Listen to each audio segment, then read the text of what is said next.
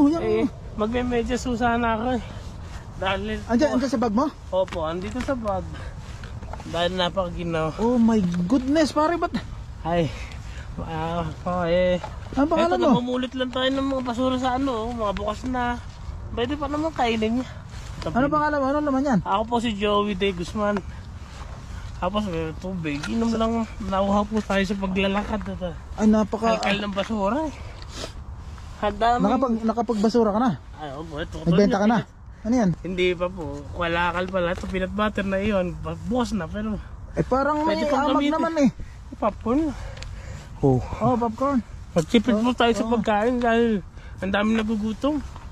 Kaya mag-sky, pwede pang gamitin yan. Hindi pa sila. Oh my goodness, napakalamig pre oh. Napakaswerte Anong taga saan ka sa atin? Ano po ako sa Ragosa. Baisiya po.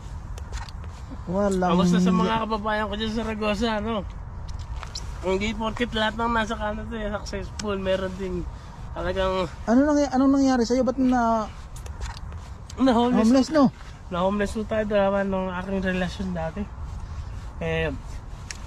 Kinasamang palad napakalamig ko. Na ano ka?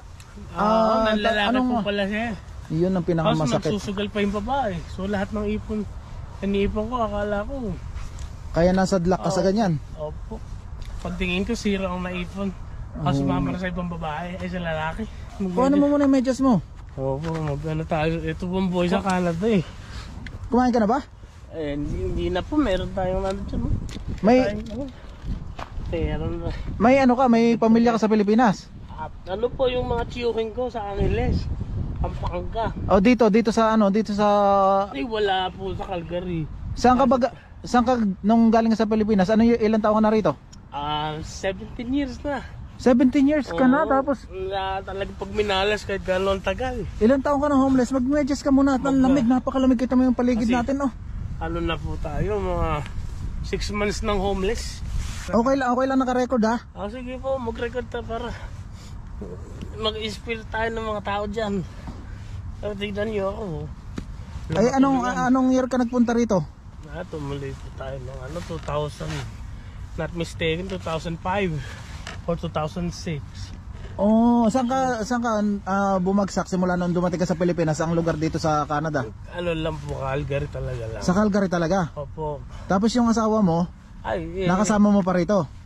Nakasama ko rin po siya. Pero lumipat na ng Vancouver kasi yung mahal na asawa ng puti. Yan ang asawa naman pala puti din. Yan ang magiging problema ng kapwa natin Pilipino. Gaya mo, depression yan malamang kasi kakaisip. Lagi akong gabi-gabi naiiyak bago matulog. Hindi ako makatulog, ikot ako na ikot. Gusto ko na magpakamatay minsan eh. Ay, huwag mong huwag mong... Buti wala kami naging anak. Iisipin yun. Ay, wala kayong anak, hindi kayo nag-anak. Pero yung bago ka naging homeless, saan ka nagtatrabaho? Doon sa po tayo, nursing home. Nurse po tayo sa Pinas, Pag talaga yung malas dumating kahit titibagin ang matitibay ng mga Kaya nga hindi walang matibay na lalaki pagka yung mahal na mahal mo yung asawa mo, yung mo walang matibay diyan. Opo. Basta puso ang pinag-usapan, walang matibay na lalaki diyan. May plano ka ba na lumabas sa lugar na ito? May ang pangarap ko pa makalabas na sana ako February kung matuloy yung student loan, mag-aral okay, yung maganda. Tapos mag-attend ako ng mag-counseling ako sa mga depression na mga tao na transition to homeless ba. Kaya huwag ko tayo magpatalo sa problema. Kaya lang sa akin nagdire-diretso ako sa sa bottom. Kaya nga hindi mo na rin naisip yung tamang way, di ba? Hindi na rin. Yung magulang ko hindi nga alam homeless ang anak niya rito. Ayun, nandun sila sa napakasakit. Vancouver. Hindi ko rin masabi kasi problema ko na ito Kaya lang, nakakahiya talaga. Ang lamig pre, ang lamig. Nga po talaga kami nasanay na. Mga dry balat. 6 months ka na nandito.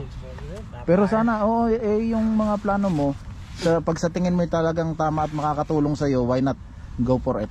Gawin, yun nga. Hindi ko susubukan. palagi ko lang isipin o ano. O basta yung positive tayo. Din. Ano laman ang bag mo? Walang ano dyan? Ano yung mga ano lang yan. May paso-paso lang. Yung mga pang... ay may mga ano ka dyan, may mga papeles. Ay, opo. Huwag mong iwawala yung mga papeles mo, yan ang pinaka-importante sa lahat. Oo nga po. May medyas ka pala. Magano tayo, bonnet kasi. Masyadong lamig ng ano. Minsan, hypothermia, namamatay rito sa Calgary, mga kababayan. Sobrang lamig, nakakatulog. Yung tibok na puso tumitigil, tsaka ano, hindi na sila nagigising, pinapa-ambulance na. Ito guys, yan yung paligid natin ngayon. Tapos meron din dito homeless mga kababayan. Dito. Ang homeless, alam pinipiling lugar. Kaya nga. Pero naglalakad-lakad ka? Naglakad-lakad ka dito? Opo, kung sa basurahan, makakakal na pagkain. Pwedeng ano, pag may cellphone, binabalik ko naman. Sinusurrender ko sa City Hall. May C-train. Kaya bahala na sila makipag-ugnayan doon. Kaya ako po maagat gabi, napaka-isip ng isip, iyak. Dito, iyak doon, malamig pa ang panahon. Sa ibang bansa ka pa. Halos sa Pinas, okay na eh. Banyagang bansa ka maging homeless na ka po. Tara, kain muna tayo, no? Kain muna tayo ng mainit-init para mabawasan yung may trangkaso pa matindi, lamig na lamig ka, kaya namimilipit ka. Nga po, kanina po. Ito, mahirap. Ito ang pinakamahirap na yung makikita mo yung kababayan mo na nandito sa lugar na talagang nakikipagpatintero sa alam mo yun. Parang ganoon. Kasi napakalamig. Hindi ka sigurado kung anong bukas meron ka. Totoo po yan. Katunayan po yun dito. Sa Pinas, kalaban mo lang, hirap. Dito, lamig. Kaya nga, yung weather ang kalaban mo talaga dito, lalo pagka ganyan, Okay lang naka-record, ha? Okay lang. Record nyo na hindi po kasi nasa ibang bansa kita, tayo, hindi na tayo. Ano yan, pinulot mo? Itapon mo na yan, da. Sigarilyo, mamulot tayo na. Itapon mo na yan, sus. Tara. Yan guys, kakain muna tayo. Kain po muna tayo. Para mabawasan naman yung sobrang lamig ng nararamdaman natin. Opo, sige, kakain tayo. Salamat. Okay.